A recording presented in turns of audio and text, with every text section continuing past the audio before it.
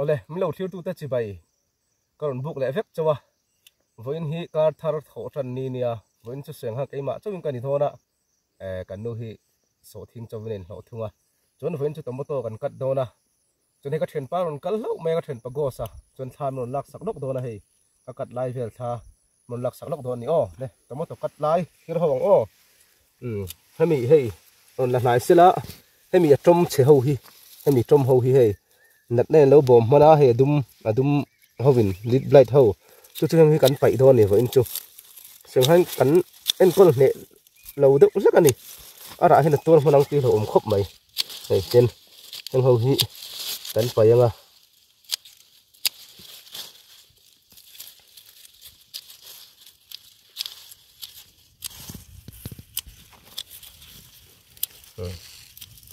tiền trong hậu trong chế thì bấy này mấy hey đặt niệm đi tụi con này tiền hẳn là chiang để sẽ là thốn hốc mèo tiền hey thốn hốc mày này còn số làm sao thì số là phí nghệ tọ khóc mày ạ cái làm bằng thì cái gần cắt phê chả chả thôi nè cho nín với in chú Nutella Nutella các đồng ấy thôi nè chân về đi ô tê mình lâu thiệt chỗ sặc lệ rất turin các đồng số một sâu này tiền cần cắt chả chả thôi này ô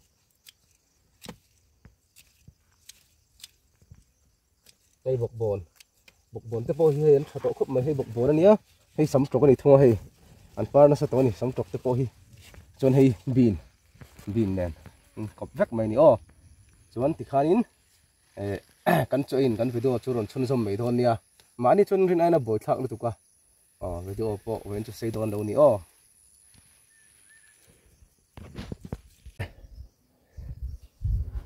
với chú vẫn cho chôn mẹ Nutella kan ei dona Nutella hei Nutella al thak kania tui nei hei hi al thak lo chon hei Nutella tan akan tui nei lo ania chon thing pui sen hang hei so thing pathian he na mal som na te di ling kan tong trai kan ei don yo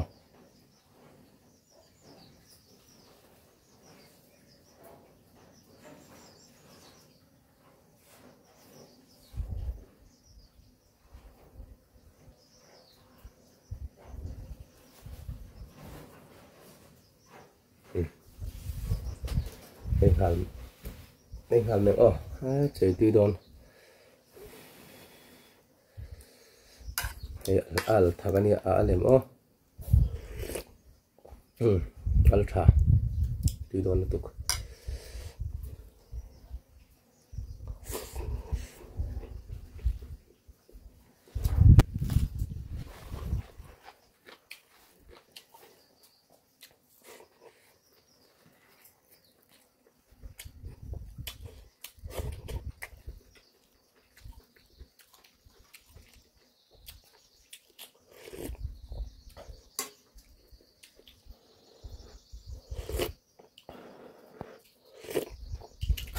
mẹ đi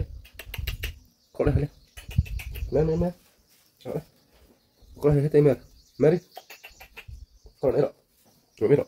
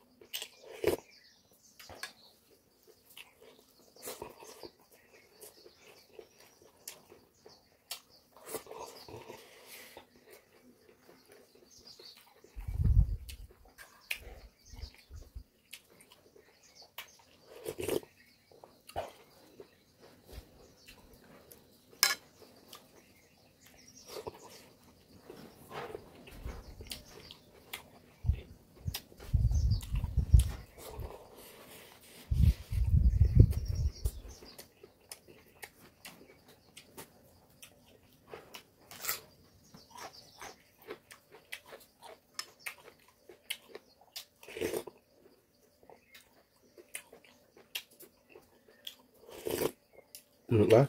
từng tuổi xuân hang lệ nếu tuổi là tuổi này em mẹ khóc mẹ lâu tuổi về trên rồi mẹ ta còn này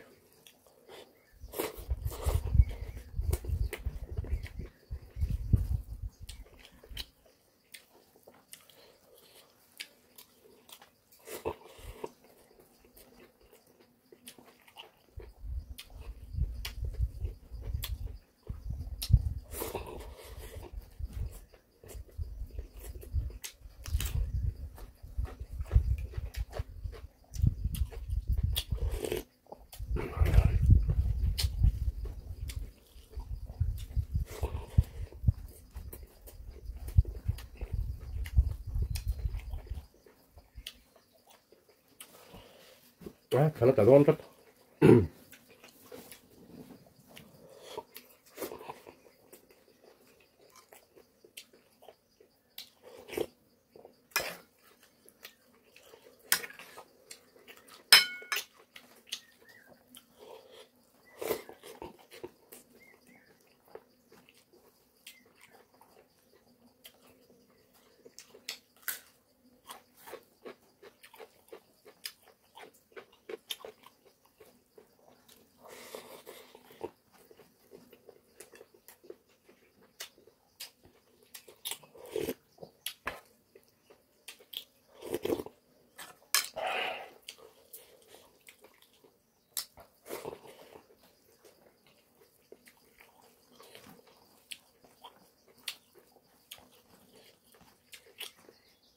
cái tí về đâu nhỉ cắt lát là khát có bật cắt lát là về rất mày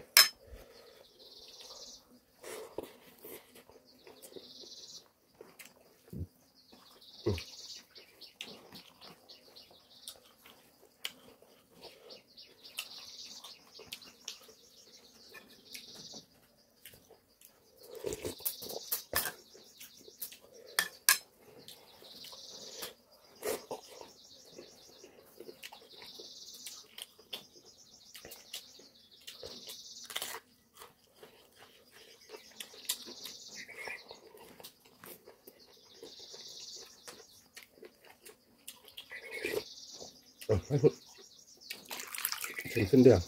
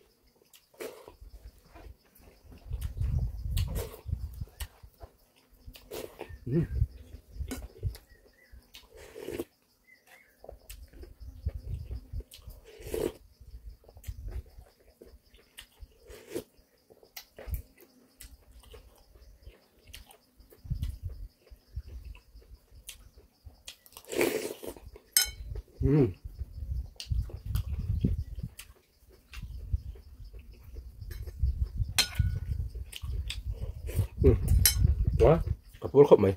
người bên chưa sống xong ta, giờ phải bày bày lại phép của này, vua khóc mày.